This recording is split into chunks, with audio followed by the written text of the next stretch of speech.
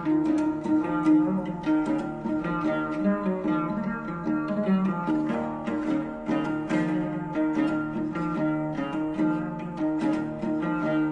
នេះសូមជម្រាបដីគុណ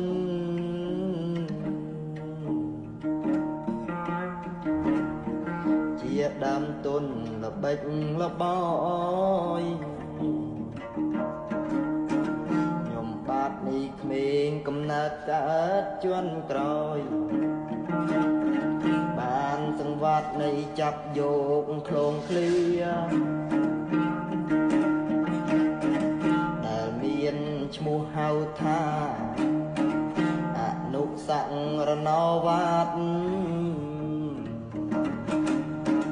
ដែលជាពរាជនិពន្ធហើយយ៉ាងស្អាងស្អាតរបស់សម្ដេចព្រះសង្ឃរាជជួរណាតដែលស្គាល់លេថាជាបិតាអសរសង្ឃខ្មែរលោកព្រឹទ្ធលោកព្រាន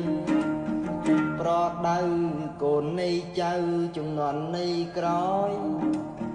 មិនឲ្យថ្លង់ឲ្យធ្លោយឬមួយក៏ឲ្យធ្លីទៅទីណាអ្វី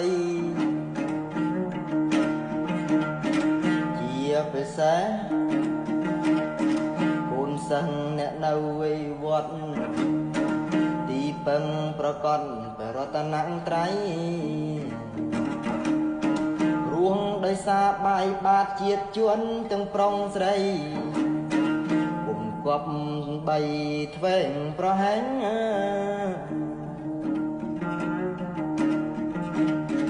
ហើយពួកយុវជនអ្នកកំសត់បើគុំបានវត្តជ្រោកអាស្រ័យសំអ្នកនឹងឥតមានតម្លៃយប់ថ្ងៃហួសទៅឥតប្រយោជន៍អ្នកគុំភ្លាត់ផ្លេចវត្តលំនៅទោះអ្នកចេញទៅឆ្ងាយស្រឡោចឯងពួកដឹងគុណវត្តគុំបង្ហោចប្រយោជន៍នឹងផលផ្ដល់គុំខាន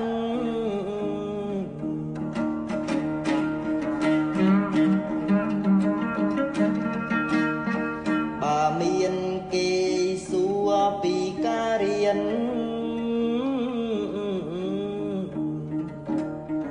ចំណេញរបៀនទាំងប៉ុន្មានអ្នកគុំនិយាយបង្វែកដានត្រូវប្រាប់ថាបានចេះព្រោះវត្ត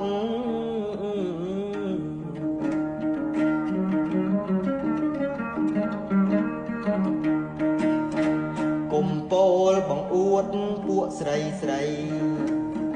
ត្រូវស្ដីតាមត្រង់គុំបំភ្លាត់បំផ្លែងបំភ្លើងបំភ្លេចញីវត្តក្រែងទោសទាញទាត់ឲ្យវិនាង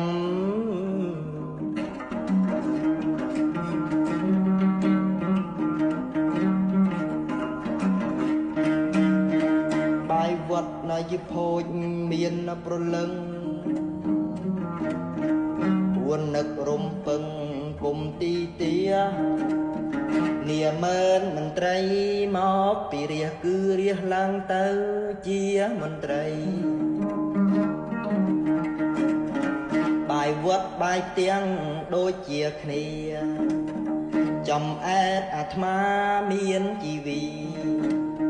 ឆ្អែតហើយរៀនសូត្រចេះខ្ទេចខ្ទីមុនីកើតមានដោយសារវត្តតែ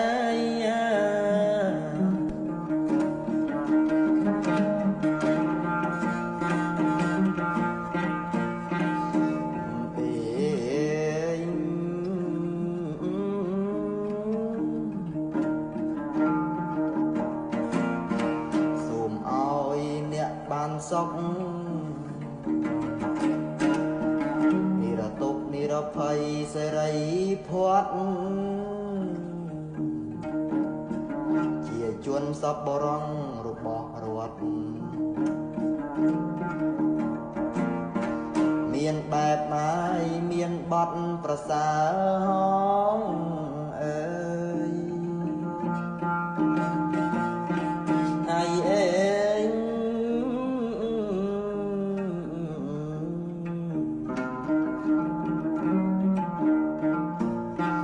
មានបែបមានបត់ប្រសើរហងអើយ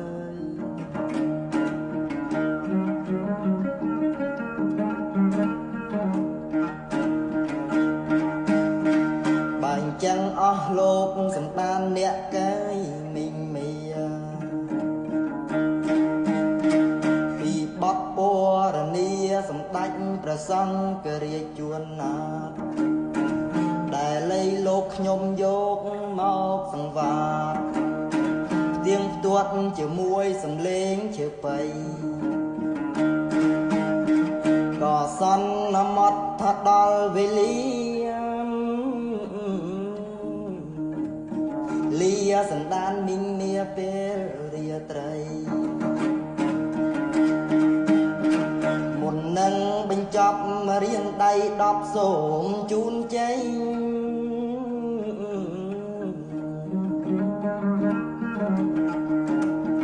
ឲ្យពុកម៉ែបងប្អូនកម្ពុជារដ្ឋបានសួស្ដីកុំឲ្យមានភ័យមកបៀតបានអីអើយអើបន្ទាន់កាយលាជួនសណ្ដាន